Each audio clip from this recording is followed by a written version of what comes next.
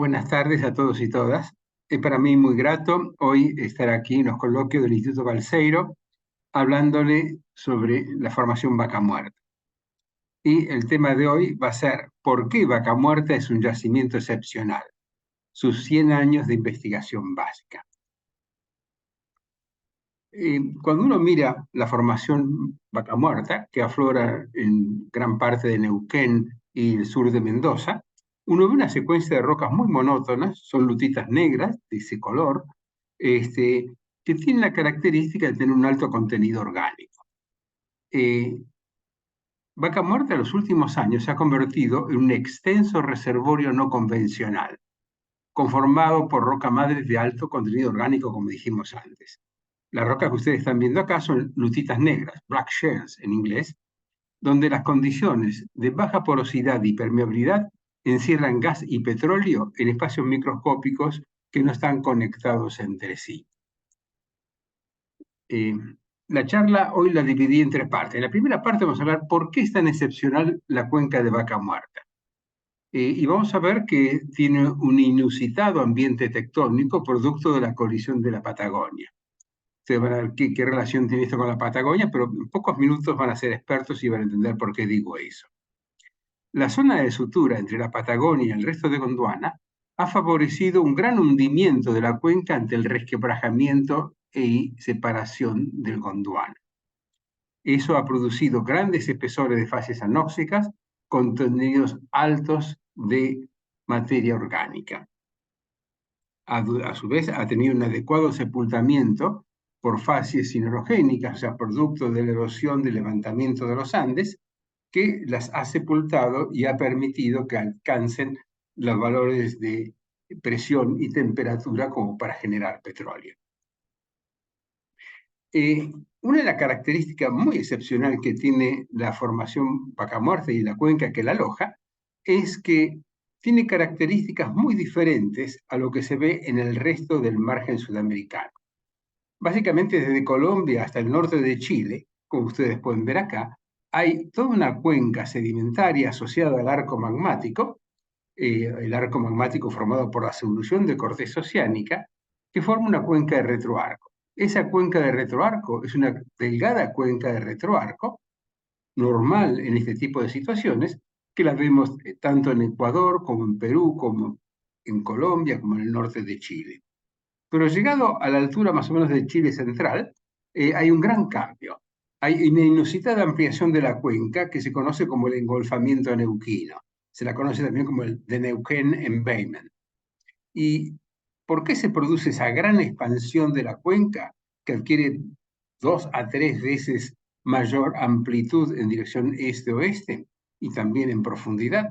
Y básicamente porque ese engolfamiento neuquino coincide con la sutura que formó la colisión de la Patagonia contra el resto del Gondwana. Esa sutura se ve en lo que se conoce como el Winkle Hike o la dorsal de Winkle, que es una antigua cicatriz que está separando lo que fue Gondwana hacia el norte y lo que fue el bloque patagónico, el basamento patagónico que colisionó desde el sur. Aquí ustedes pueden ver en este mapa cómo en la parte central del Neuquén Embayment tenemos la cicatriz entre el Gondwana y la Patagonia. Esa cicatriz está indicando la sutura entre un bloque continental enorme, el supercontinente de Gondwana, y un basamento de la Patagonia que colisionó contra ese supercontinente. Sabemos que está ubicada ahí por los trabajos realizados por Sigismondi, que permitió reconocer esa línea roja que ustedes ven acá en la parte central de la dorsal de Winkle, que es una anomalía magnética que está asociada a la presencia de esa sutura. Esa sutura que estamos viendo ahí se produjo aproximadamente 250 millones de años atrás. Este fue el momento de la colisión de la Patagonia contra el Gondwana. Esa colisión ha sido muy importante, dado que gran parte de la Patagonia terminó cabalgando, corriendo por encima de lo que sería el basamento del supercontinente de Gondwana. Eso produjo un arco magmático en la parte del macizo norpatagónico, produjo una faja plegada y corrida sobre el margen de Gondwana, Y esto realmente se produjo alrededor de los 250 millones de años, que produjeron grandes cambios en el margen continental del Gondwana, no solamente de América del Sur, sino su continuidad en África del Sur. Aquí ustedes pueden ver la cuenca de las Hespérides, una enorme cuenca sedimentaria de miles de kilómetros de desarrollo que se formó por apilamiento tectónico y hundimiento asociado a la colisión del Gondwana. Para que ustedes se puedan ubicar, acá está Buenos Aires, este es el límite de la provincia de Buenos Aires, y aquí está la Bahía Blanca, y aquí sigue el resto de la Patagonia. O sea, toda, casi toda la provincia de Buenos Aires fue cubierta por estos lóbulos turbidíticos, producto de la colisión y erosión de la cadena montañosa de los Gondwánides, cadena que se formó a fines del Paleozoico como resultado de la colisión de la Patagonia contra el resto del Gondwana. Eso se mantuvo durante varios millones de años hasta que empezó a resquebrajarse el Gondwana occidental del Gondwana oriental. El Gondwana oriental estaba formado por África, el Gondwana occidental por América del Sur, y lentamente empezaron a resquebrajarse, a separarse, para formar el Atlántico Sur. Esto es lo que podemos ver aquí en la imagen central, donde la separación de África y América del Sur empieza a originar el Atlántico Sur. Ahora, ¿qué ocurre? Sobre el continente sudamericano, la antigua cicatriz, digamos, entre el Gondwana y Patagonia, al estar sometida a efectos tensionales, empieza a resquebrajarse y hay un hundimiento muy superior al resto de las cuencas de retroarco. Entonces, esa cicatriz que forma la dorsal de Winkle es una faja extensional que se produjo durante el resquebrajamiento ante la separación de América del Sur del el resto de África, que fue el quiebre final que tuvo el Gondwana. Entonces, importante, la apertura del Atlántico Sur ha producido grandes fracturas extensionales que en el continente se concentran en esa cicatriz, en esa sutura de la colisión de Patagonia. Más detalles sobre estas características excepcionales del punto de vista tectónico lo pueden leer en el capítulo 2 de este último libro editado en el año 2022, que es una integración, una revisión muy completa de lo que es la formación Vaca Muerta como reservorio no convencional. Ahí pueden ver todos los detalles con respecto a por qué se ha producido ese gran hundimiento en la cuenca. Y esto produjo, digamos, la formación Vaca Muerta. Y cuando comparamos la formación Vaca Muerta con sus pares que aparecen, por ejemplo, en Norteamérica, vemos que son también realmente, es también realmente excepcional, básicamente por el espesor que tiene. Aquí pueden ver ustedes las Marcellus Shales, una roca no convencional, una roca madre muy importante en Estados Unidos, que fue una de las primeras en desarrollarse y en explotarse, y cuando la observamos y la comparamos a la misma escala con Vaca Muerta, se pueden dar cuenta ustedes que Vaca Muerta es mucho más importante, tiene un desarrollo vertical mucho más interesante que el que tiene la Marcellus Shale. Aquí están toda la serie de unidades no convencionales que se están explotando en Estados Unidos, tanto para gas como para petróleo, y que cuando la comparamos en conjunto, produce mucho más que Vaca Muerta. Pero Vaca Muerta por sí sola es realmente una de las más importantes que tenemos. Y aquí le quiero llamar la atención sobre las zonas productivas, que esta L que ustedes ven acá. Esta L indica las profundidades a las cuales se pueden hacer perforaciones horizontales para aumentar la capacidad de extracción que tenemos en los depósitos no convencionales. Esto en inglés se llama Popular Landing Zone, o sea, zona de aterrizaje, digamos, de las perforaciones horizontales. Ustedes ven que la Marcellus Shale tiene básicamente una muy buena zona de perforación horizontal, donde uno puede potencialmente, dado el alto contenido de materia orgánica, producir petróleo o gas. Cuando la comparamos con Vaca Muerta tiene 5 horizontes perfectamente diferenciados, de alta capacidad productiva, más otros dos más subordinados, pero que en conjunto, cuando lo comparamos con la Marcellus Shale, es muchísimo más importante, tiene mayores zonas de landing, o sea, zonas de perforación potencial horizontal, que nos indica, digamos, la importancia que tiene Vaca Muerta. Otra de las características muy importantes que tiene Vaca Muerta, que tiene una extensión de 30.000 kilómetros cuadrados. Es enorme la cuenca que aloja a la formación Vaca Muerta. Tiene espesores continuos con alto contenido orgánico, en algunos sectores excepcionales llega hasta casi 400 metros de espesor, y a pesar de que es relativamente homogénea, tiene una resolución cronoestratigráfica de alta precisión que permite seleccionar varios niveles de perforación horizontal. ¿Qué queremos decir resolución cronoestratigráfica de alta precisión? Que sabemos nivel por nivel dónde se ubica y qué edad tienen los diferentes niveles que tiene la formación Vaca Muerta. A su vez, tiene una baja complejidad estructural, es decir, que no está muy deformada, en gran parte está subhorizontal, y tiene un contenido calcáreo que facilita la fracturación inducida. Ustedes saben que si tenemos una arcilla y la queremos deformar, la arcilla se comporta de forma plástica. En cambio, un pequeño contenido calcáreo que tiene la formación Vaca Muerta le da mayor rigidez, y ante la presión hidráulica se fractura, dada esa característica de fragilidad que tiene la parte calcárea de la formación. O sea, tiene un alto contenido orgánico, tiene contenido calcáreo, y ese conjunto, esas dos características permiten que facilitar en grado extremo la fracturación inducida. Además está a una alta presión litostática, cerca de 3 kilómetros, lo que produce o facilita la producción tanto de gas como de petróleo. El contenido de materia orgánica es excepcional. Tiene un TOC promedio de 5%, pero hay valores que alcanzan hasta el 30 o más del 30% de contenido total de materia orgánica. Entonces, estas características así resumidas la convierten en algo realmente excepcional. Y vamos a hablar ahora un poquito más qué queremos indicar con esa resolución cronoestratigráfica de alta precisión. Esa resolución cronoestratigráfica de alta precisión está basada básicamente en un conocimiento previo de la cuenca neuquina a través de más de 100 años de estudio e investigación en los depósitos de esta cuenca.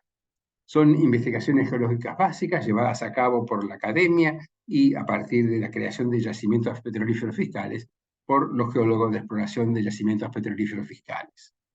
Tiene un análisis detallado de las secuencias estratigráficas a través de la sismoestratigrafía. En pocos minutos vamos a explicar un poco mejor qué es eso.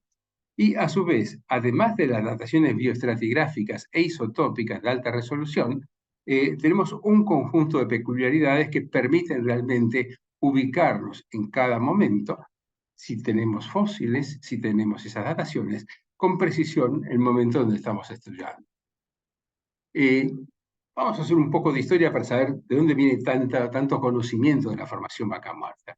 El primero en describirla fue Bodenbender. Bodenbender era un geólogo alemán que llegó al país cuando se creó la Academia Nacional de Ciencias de Córdoba a fines del siglo XIX, y que entre 1884 y 1887 estuvo estudiando los depósitos jurásico-cretácicos, quien fue el primero en reconocerlos en el sur de Mendoza y en la región neuquina. Encontró abundantes fósiles, los mandó a estudiar a Alemania para poder determinarlos, e hizo la primera publicación en la Revista Argentina de Historia Natural en el año 1891. Esta revista argentina de Historia Natural era editada por los hermanos Ameguino. Ahí habla acerca de las rocas eruptivas entre los ríos Diamante y Río Negro, y realmente hace la primera descripción de las características de lo que hoy conocemos como formación Vaca Muerta. Sin embargo, es recién a partir de 1911, con la llegada de Anselmo Windhausen, que empieza a haber un estudio sistemático de las características de esta formación Vaca Muerta.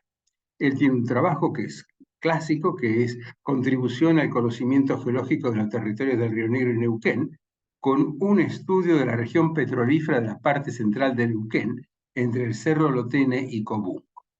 Este es el primer estudio integral geológico que permite evaluar la importancia que tienen esas lutitas negras como una roca generadora de petróleo. Y eso se lo debemos a este Anselmo Windhausen. Windhausen había sido un geólogo alemán contratado por la Dirección de Minas para hacer estudios geológicos. Trabajó muchísimo en Neuquén, trabajó también en Comodoro Rivadavia, en la región de la cuenca del Grupo Chubut, y fue uno de los primeros geólogos en integrarse a yacimientos petrolíferos fiscales en 1922, cuando se crea la empresa. Vaca Muerta es realmente extraordinaria por la cantidad de fósiles que tiene. Aquí ven un sector donde pueden ver la cantidad de amonites, o sea, estas conchillas que ustedes ven acá, son excelentes fósiles guías porque son animales, son fósiles que han vivido al mismo tiempo en diferentes lugares de los diferentes mares, y uno puede hacer correlaciones de mucha precisión si uno puede determinar a qué fósil corresponde. Y eso, digamos, se puede decir que fue comenzado por Pablo Grueber. Pablo Grueber fue también un geólogo alemán que vino a la Argentina alrededor de 1911-1912. Pablo Grueber reconoció la extensión de esos mares en toda la cuenca neuquina e hizo un trabajo fundamental que se conoce como Líneas Fundamentales de la Geología de Neuquén y Sur de Mendoza en 1929. En ese trabajo, estos depósitos de lutitas negras son reconocidos como titoniense, o sea, Jurásico Superior, por la edad que le asignaban sus amonites. Casi pocos años después de Grueber, viene al país Charles Weaver. Charles Weaver era un geólogo norteamericano, era profesor de la Universidad de Washington y vino al país mandado por la Standard Oil de Nueva Jersey. Dado el ruido que se había realizado, que se había formado en relación al hallazgo de petróleo que fue en el año 1918 en la cuenca neuquina, varias compañías mandaron sus geólogos para evaluar realmente cuán importante era la cuenca y qué características tenía. Weaver vino al país entre 1922 y 1925 y publicó pocos años después una obra que realmente es una obra clásica de la cuenca neuquina que se conoce como Paleontology of the Jurassic and Cretaceous of West Central Argentina en el año 1931. En esa obra describe los depósitos titonianos y le confiere el nombre de Formación Vaca Muerta, y a partir de ahí se generalizó el nombre Vaca Muerta para esos depósitos de pelitas negras. La localidad tipo del cual deriva el nombre de Vaca Muerta es la Sierra de Vaca Muerta, que se halla en la parte central de Neuquén. Insisto, hay numerosos lugares donde se puede observar la gran cantidad de fósiles que tiene esta formación, que realmente facilita su estudio y permite saber su edad. Después de los estudios pioneros que realizaron Weaver y Grueber, comienzan las primeras correlaciones y zonación de sus amonites, que básicamente las realiza Armando Leanza, un gran paleontólogo argentino, en el año 1945. Los estudios de Leanza también fueron los primeros que permitieron establecer una zonación de sus amonites, y en los últimos años el profesor Alberto Ricardi de la Universidad Nacional de La Plata hizo un detallado y pormenorizado análisis de esas zonaciones, elaborando un cuadro estratigráfico de mucho mayor precisión. Entonces, entre 1945 y 2011 hubo un progreso notable en la zonación de sus amonites. Aquí pueden ver un ejemplo de ellos, de estos amonites, están perfectamente bien conservados. Cuesta trabajo pensar que estamos mirando algo que tiene 150 millones de años. Estos estudios permitieron, en los últimos 30 años, gracias a los trabajos realizados por el Laboratorio de Bioestratigrafía de Alta Resolución de la Facultad de Ciencias Exactas y Naturales de la Universidad de Buenos Aires, completar un registro todo a lo largo de la sucesión sedimentaria de la formación Vaca Muerta en la cuenca neuquina. Los amonitos son muy abundantes, son muy diversos, son excelentes fósiles guías y generalmente tienen un grado de preservación notable. Se pueden reconocer sobre la base de estos amonites diferentes asociaciones de diferentes edades. Estas asociaciones se pueden correlacionar con la fauna contemporánea del hemisferio norte, tanto en Europa como en Asia, donde estos fósiles guías permiten hacer una correlación casi 1 a 1 con respecto a los niveles portadores de esos fósiles guías. Eso ha permitido reconocer varias biozonas. En ese laboratorio de biogeografía de alta resolución se destacan en el estudio de los amonites la doctora Beatriz Aguirre y una de sus discípulos, la doctora Verónica Benari. La parte de nanofósiles está Marina Lescano y Andrea Concheiro, y en la parte escalpionélidos el doctor Rafael López Martínez. La combinación de estas cosas ha permitido hacer una zonación realmente de muy buena precisión, y esa zonación que tenemos en Neuquén se puede correlacionar directamente con las zonas estándar que tenemos en el hemisferio norte. Al poder hacer esto, podemos hablar y correlacionar casi con la misma edad las cosas que se encuentran en Neuquén con las cosas que están en el hemisferio norte. Esto ha sido pormenorizadamente detallado por los estudios de nanoplancton dirigidos por Andrea Concheiro, que tiene una gran virtud. Los estudios de nanoplancton, con muy pocos, con 1 centímetro cúbico, menos de 1 centímetro cúbico, uno puede disgregar esa muestra y permite observar a través del microscopio la presencia de nanofósiles, esas nanofósiles de composición calcárea. Aquí ustedes ven algunos ejemplos de esos nanofósiles.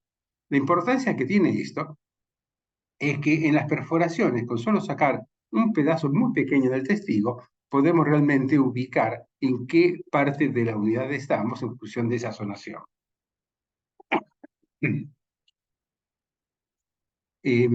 Esto ha permitido, a través del reconocimiento de una serie de bioeventos, poder realmente correlacionar 1 a 1 los datos que tenemos de las zonas de las del nanoplancton que aparece en la formación Vaca Muerta con aquellas biozonas y bioeventos que se conocen en el hemisferio norte, y tener, digamos, una bioestratigrafía de muy alta resolución. Esa bioestratigrafía también se complementa con calpionélidos. Aquí tenemos un estudio de Kissman donde nos habla en diferentes posiciones la presencia de estos calpionélidos. Calpionélidos son los pequeños fósiles calcáreos que han sido en los últimos años tomados como para definir con precisión el límite entre el Jurásico y el Cretácico y diferentes zonaciones. Entonces, esos calpionélidos, cuando se asocian a los amonites y el nanoplancton, nos da una correlación bioestratigráfica extraordinaria. Uno puede tomar a través del nanoplancton, los calpionélidos y amonites, cualquier sector que tengamos en la formación Vaca Muerta, y sabemos exactamente en qué lugar de la formación Vaca Muerta estamos y en qué posición se encuentra el punto de observación. También esto se complementa con la presencia de radiolarios. A diferencia de los anteriores, nanoplancton y los calpionélidos son calcáreos, los radiolarios son de composición silícea. También son excelentes herramientas, pues se preservan muy bien en las secuencias sedimentarias, y esto realmente en las partes más profundas se puede también correlacionar 1 a 1 con los anteriores. De todos estos, los universalmente más usados son la zonación de los amonites. Estos amonites, que son excelentes fósiles guías, van variando continuamente en su diversidad, nos permiten ubicar rápidamente en qué sector de la cuenca de Vaca Muerta estamos. Todo este detalle bioestratigráfico, o sea, con diferentes fósiles, microfósiles y fósiles más grandes, se hizo una zonación muy detallada.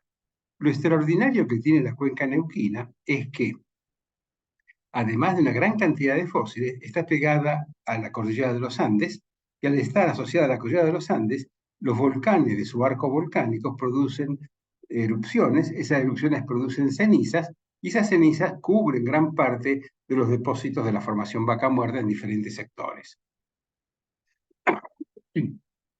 ¿Cuál es la ventaja que tenemos en esas cenizas?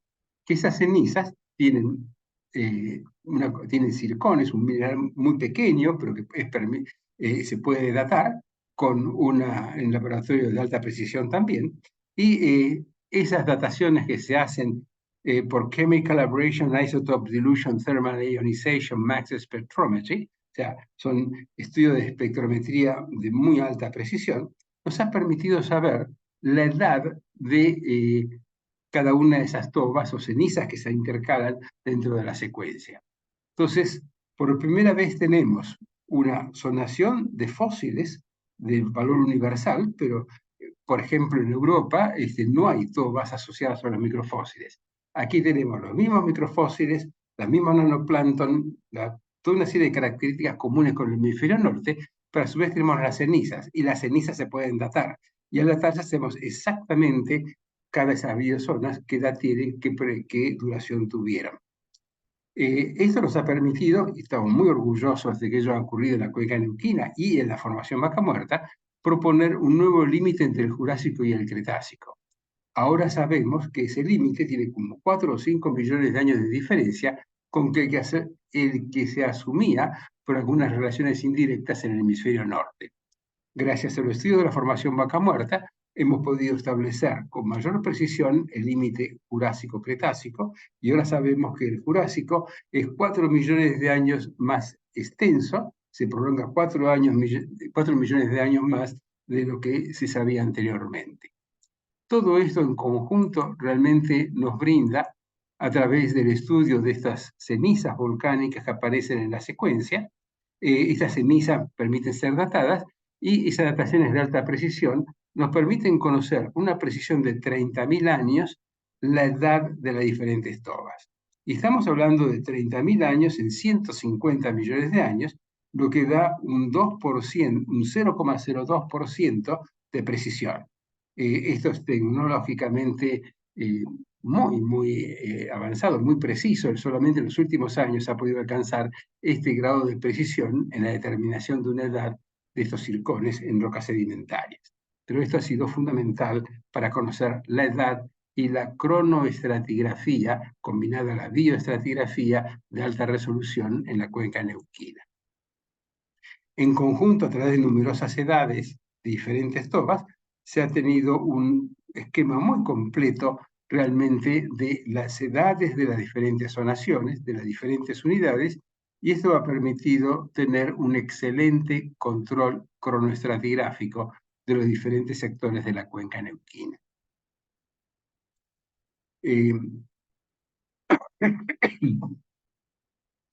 Ahora, eso que se realiza, digamos, en campaña, en campo abierto, cuando se realizan perforaciones es tremendamente útil. Aquí ven un testigo de una perforación donde se han intersectado dos amonites. Si podemos determinar qué amonite es, sabemos a qué zonación corresponde, podemos decir qué edad tiene ese intervalo de la roca que estamos estudiando. Aquí ven otro ejemplo de otra amonite, un fragmento de un testigo, y en caso de que no haya amonite, siempre tenemos el recurso de nanoplancton. Aquí ven un hermoso ejemplo de nanoplancton, o sea, este nanofósil calcáreo, de gran belleza, nos permite saber a qué bioevento corresponde y de esa forma poder determinar su edad. Entonces, aquí vemos una caja de testigos con diferentes niveles de pelitas negras o de lutitas negras, y en esos niveles podemos ubicar la presencia de nanoplancton o muestrearlo para ubicarlos, y eventualmente también muy común la presencia de amonites. Entonces, se puede establecer un control bioestratigráfico y cronoestratigráfico de alta precisión. Pero a su vez, esa resolución que tenemos cronobioestratigráfica, a través de los estudios de las diferentes secuencias, podemos reconstruir la geometría de la depositación de los estratos en la formación Vaca Muerta. Y aquí fue fundamental los pioneros estudios realizados por Miguel Ulián. El análisis detallado de esas secuencias estratigráficas a través de la sismoestratigrafía, o sea, utilizando líneas sísmicas se puede reconstruir cómo es la posición de los estratos. Y a través de las líneas sísmicas de 3 dimensiones, en 3D, se puede producir una geometría muy completa de la roca madre, en este caso de la formación vaca muerta de alto contenido orgánico, y la distribución espacial de las mejores fases orgánicas que tiene esta unidad. Para entender un poquito esto tenemos que tener presente que los estratos, o sea, los diferentes bancos que se depositan en una cuenca, no lo hacen como una palangana en forma horizontal, sino que hay un ambiente de plataforma, un ambiente de talud donde se depositan las clinoformas con un cierto grado de inclinación y el fondo de la cuenca. El estudio sismoestratigráfico, el estudio secuencial de esas geometrías, permite correlacionar lo que tenemos en la plataforma con las clinoformas y con lo que aparece en el fondo de la cuenca. Entonces, este estudio tridimensional que fue realizado por primera vez en la década del 90 por Miguel Ureña,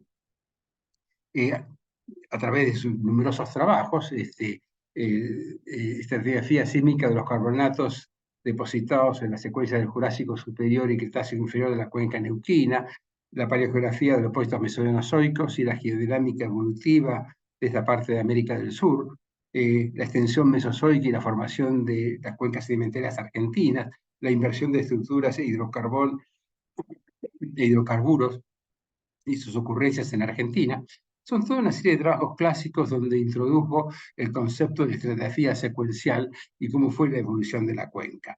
Infelizmente murió a edad temprana y realmente fue una pérdida muy importante, muy grande para el conocimiento de la sedimentología argentina, fue uno de los grandes referentes que teníamos en la cuenca neuquina.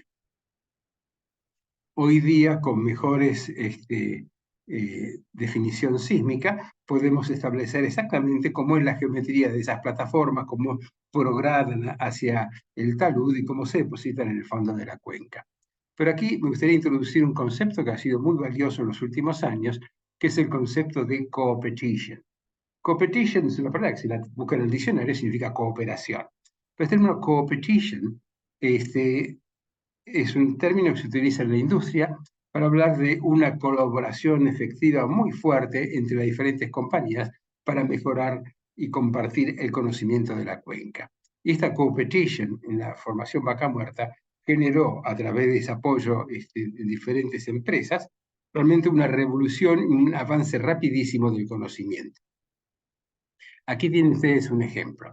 Si esta es la cuenca neuquina, se ha hecho una transecta, se ha hecho un corte de la cuenca neuquina utilizando líneas sísmicas, pero ¿qué ocurría generalmente? Que cuando uno veía en ese corte, un sector pertenecía a Chevron, otro sector a la Exxon, otro sector a Pampa, a empresa Pampa, otro a Total, otro a Tecpetrol, otro a YPF y otro a Shell.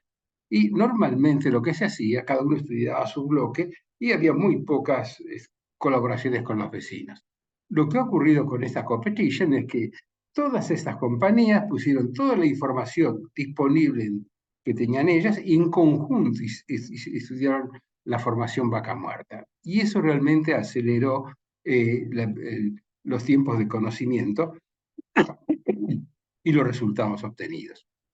Aquí ustedes pueden ver cómo centenares de pozos que estaban disponibles en la cuenca neuquina y a su vez los diferentes bloques de exploración con sus líneas sísmicas previas fueron realmente compartidas ampliamente entre todos los técnicos y profesionales de las diferentes empresas y en forma conjunta pudieron realmente producir un gran avance del conocimiento.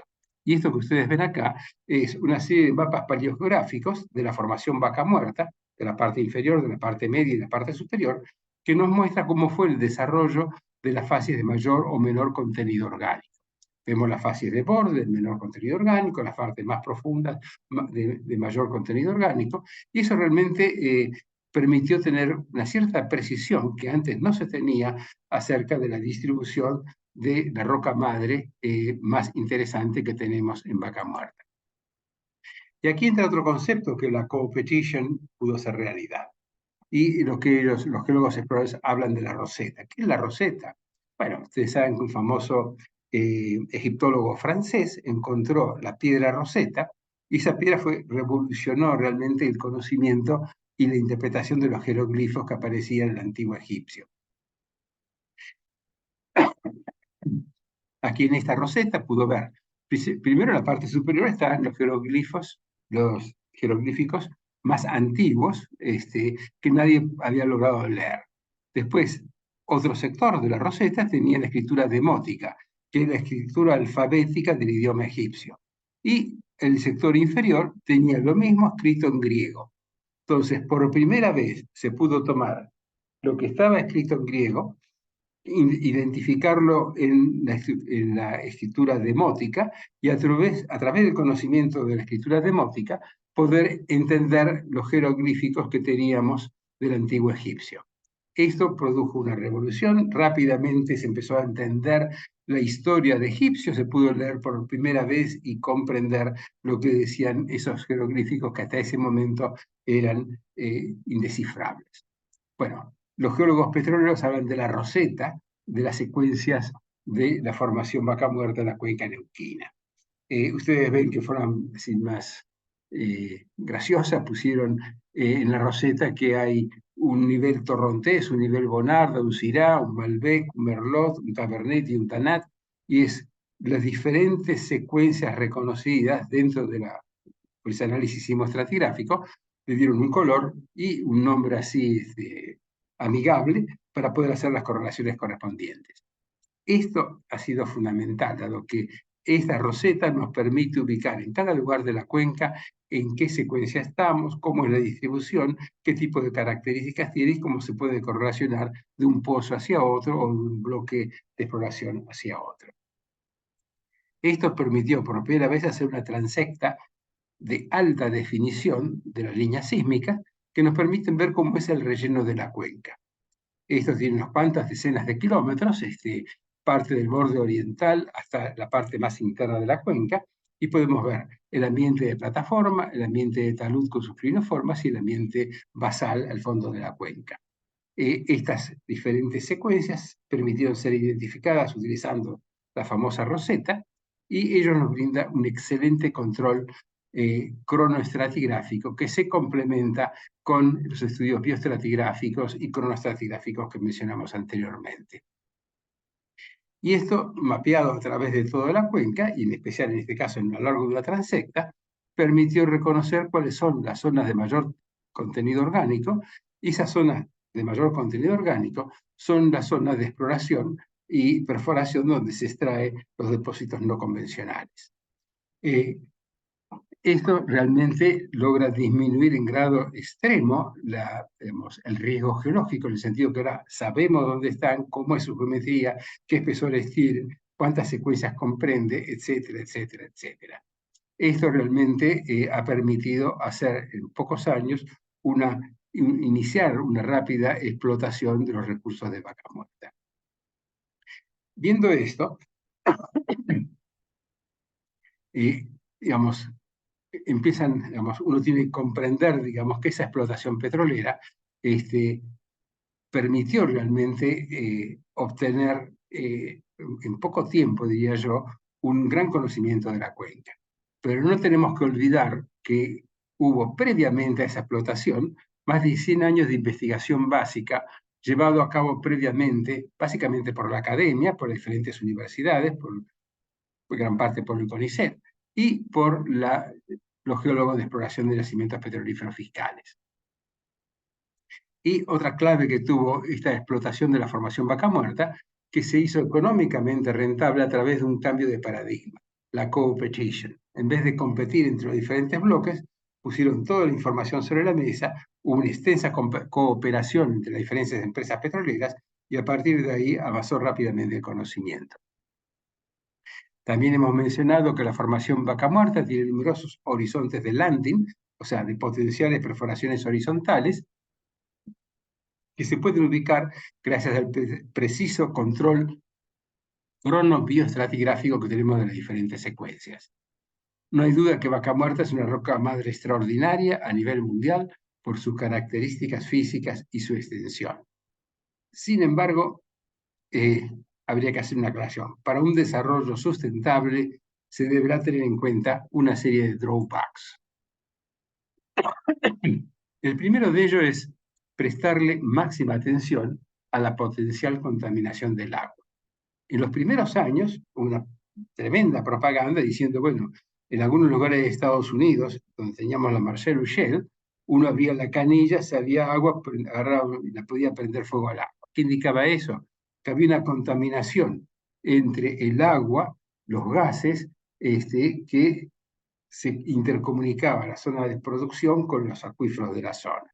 Y entonces eso fue un desastre. Produjo una importante contaminación del agua en la zona de Pensilvania, donde se registraron estos casos.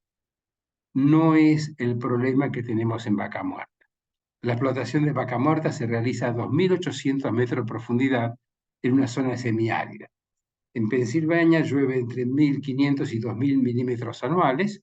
Es una zona muy húmeda, hay excelentes niveles de acuífero a partir de los pocos metros hasta 150, 200 metros. Y eso hace que en los primeros años, donde no se conocía exactamente cómo era la producción de estas cuencas no convencionales, se hayan producido grandes desastres sin contaminación. Hoy día sabemos que en una cuenca donde tenemos acuíferos superficiales, si hacemos un pozo y producimos fracturación hidráulica, eso podemos llegar a contaminar el acuífero.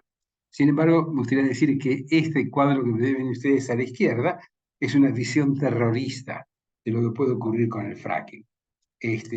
Hoy día, con lo que se ha aprendido, sabemos que cuando se atraviesa el acuífero hay toda una serie de encamisamientos que tiene la perforación que desvincula el acuífero de la zona de producción. Y a su vez, en esa zona de producción sabemos cómo es la amplitud que tenemos de la fracturación hidráulica, conocido como el fracking, y que realmente se puede explotar, aún con acuíferos cercanos a la superficie, en forma absolutamente segura con el conocimiento adquirido. Quiero resaltar que esto no es necesario en vaca muerta. ¿Por qué? Porque ninguna de estas dos alternativas se aplica a vaca muerta. Vaca muerta está en una zona semiárida, casi no hay acuíferos, hay pequeñas vegas muy localizadas, está a 2.800 metros de profundidad, y eso hace que haya una independencia absoluta entre la posición de los acuíferos y la ubicación de la formación vaca muerta. Entonces, no hay peligro de contaminación de agua. También esto agrega un problema adicional. Al no tener acuíferos, es necesario recurrir a las aguas del río Colorado o del río Neuquén para su explotación, y eso hace que tengamos que sacar agua del río, utilizarlas para las inyecciones correspondientes, reciclarla varias veces y luego alojarlas en un lugar donde no contamine nuevamente el río. O sea, todo eso se ha tenido en cuenta y esa explotación es mucho más racional y es mucho más seguro y no vemos problemas de contaminación de agua. El otro problema que viene asociado al fracking es su potencial de sismicidad inducida. ¿Qué significa esto? Que el fracking produce una pequeña cantidad de microsismos, esos microsismos permiten la fracturación de la roca y adquirir permeabilidad que permite su explotación. Aquí les muestro a ustedes un mapa antes de 1915, y estuve en la cuenca de Neuquén, en la región de Añelo, casi no había ningún sismo o epicentro de sismo ubicado en esta zona. Había en las zonas aledañas, pero muy baja densidad. A partir de 1915, ustedes pueden, de 2015, pueden ver cómo se generan toda una serie de pequeños epicentros que se ubican en los alrededores de Añelo, que eran inexistentes antes. Esto que nos enseña que en una zona que casi no tenía sismos, el fracking, o sea, la fracturación hidráulica, produce pequeños sismos que generalmente varían entre 1, 1,5, 2, 2,5. Sin embargo, uno, digamos, con sismos de esa magnitud no pasa absolutamente nada, apenas se pueden sentir. Aparecen otros que ustedes ven acá, en color rojo. Veamos en detalle qué indican los otros. Tenemos los sismos celestes que se hacen con colores cada vez más oscuros cuando van hacia el norte, que están indicando de que esos sismos son sismos inducidos por la fracturación hidráulica. Teóricamente esos sismos no presentan ningún problema, están bajo control, sabemos cómo se producen y dónde están desarrollados. Pero durante la explotación de Vaca Muerta aparecieron otros mecanismos focales, otros epicentros, como este que ustedes ven acá, estos 4 más grandes, que tienen intensidades que varían entre 3,5, 4, 4,5, y ya son sismos de naturaleza tectónica. Los otros que ven acá en colores son sismos producto de la fracturación hidráulica. En cambio, estos son ya de origen tectónico. ¿Y qué podemos decir de ellos? Que la sismicidad producida por el fracturamiento puede inducir o reactivar antiguas fallas en la zona. Entonces, esto ha creado en momentos iniciales una gran perturbación, decían, bueno, puede haber un gran terremoto. La zona es una zona de intraplaca, no tiene acumulada mucha tensión,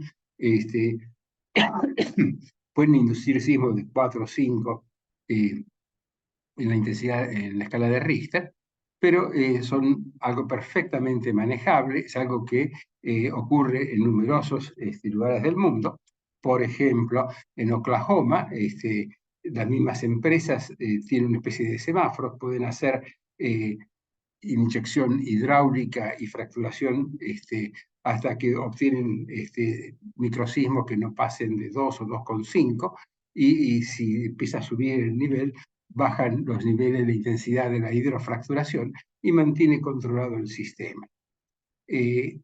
Esto todavía falta, cada compañía actúa en forma independiente, pero haría falta aquí una regulación que establezca hasta dónde se puede producir una cierta intensidad de hidrofracturación para mantener bajo control estos sismos tectónicos inducidos.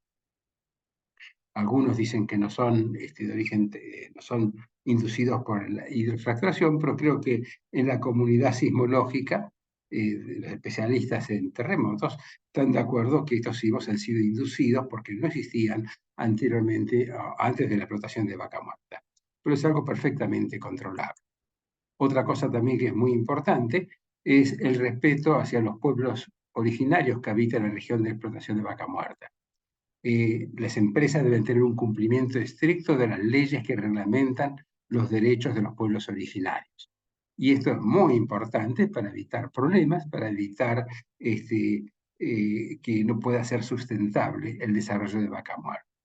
Y para ello es importantísimo la búsqueda de diálogo y obtención de consensos para que la explotación de estos recursos no convencionales de Vaca Muerta sean sustentables a través del tiempo. Y antes de agradecerle la atención, me gustaría recomendarles 2 libros, uno escrito en español por el Instituto Argentino del Petróleo, que habla sobre las características regionales de la formación Vaca Muerta, y otro producido por la American Association of Petroleum Geologists, que es un estudio integrado de la formación Vaca Muerta. En estos 2 libros, uno del 2020 y otro del 2022, tienen una excelente descripción de las características y las propiedades que tiene este recurso no convencional. A su vez, si les interesa la sismicidad que tenemos en la cuenca neuquina, hay 2 estudios encabezados por Sebastián Correa Otto, uno de la sismicidad de intraplaca en la cuenca neuquina y otro es los controles de la sismicidad cortical. Se ha publicado hace pocos meses. O sea, hay estudios que nos permiten saber cuánto tenemos nosotros aquí de sismicidad natural de intraplaca y poder evaluarlo en función de lo que se produzca eventualmente por la hidrofracturación hidráulica. Y me gustaría recordarles una frase de Windhausen, dicha en el año 1920 y publicada en el diario de la época de Buenos Aires. Windhausen, con mucha previsión de futuro, dijo: el petróleo será la base de la vida económica de la Argentina por muchos siglos. Sabemos que las reservas de gas y de petróleo, una tienen 200 años, otras tienen cerca de 100 años de reservas, permiten garantizar de que vamos a tener si explotamos racionalmente y en forma sustentable la reserva de vaca muerta, petróleo por muchos años. Y me gustaría terminar remarcando que en la transición energética, una de las formas más aptas desde el punto de vista ambiental es producir hidrógeno a partir de gas. Si podemos utilizar el gas de vaca muerta para producir hidrógeno en los próximos años, vamos a tener una transición ordenada, económicamente rentable y de condiciones ambientales excelentes. Para conocer este temas y otros más, los invito a ver en mi canal de YouTube los últimos videos. Y en especial los invito a ver el expediente secreto de la ACNEA, que con seguridad les va a interesar. Esto es básicamente lo que quería contarles. Les agradezco la atención dispensada y si hay cualquier pregunta, encantado de poder contestar.